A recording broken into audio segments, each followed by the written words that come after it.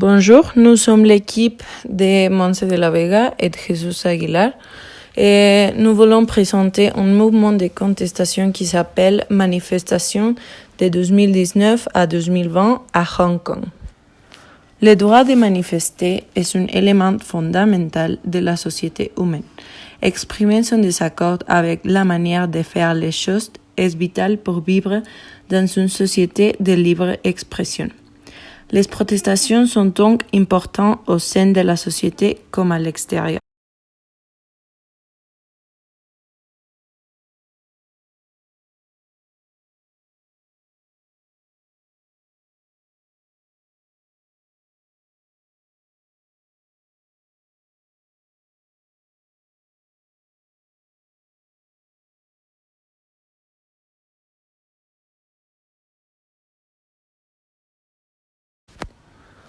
Hong Kong a une histoire très particulière.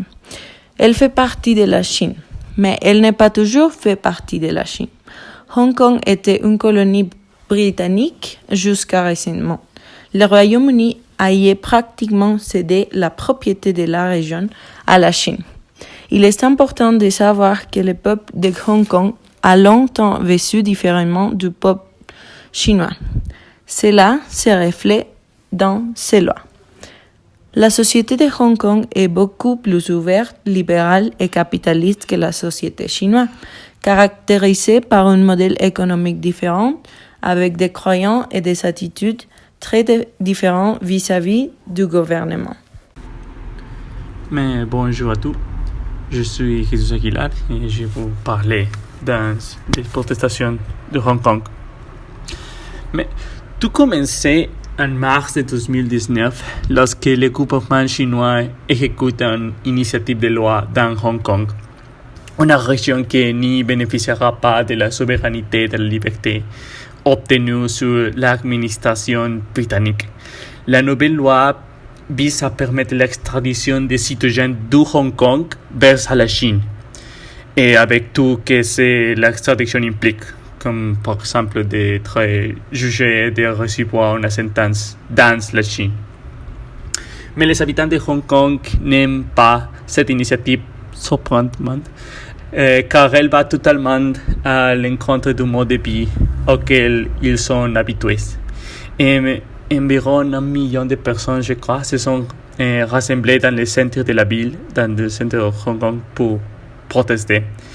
Et les manifestants affirme que les valeurs de la liberté et de la souveraineté seront attaquées par les autorités chinoises qui cherchent à modifier la loi à Hong Kong et à la rendre très similaire ou totalement égale à la Chine.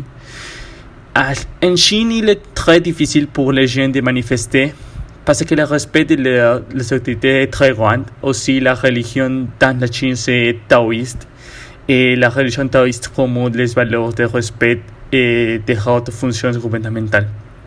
À Hong Kong, en revanche, a des buts très différents. Tout ce qui précède se résume à des multiples protestations contre un gouvernement habitué à une soumission totale et une acceptation de sa population.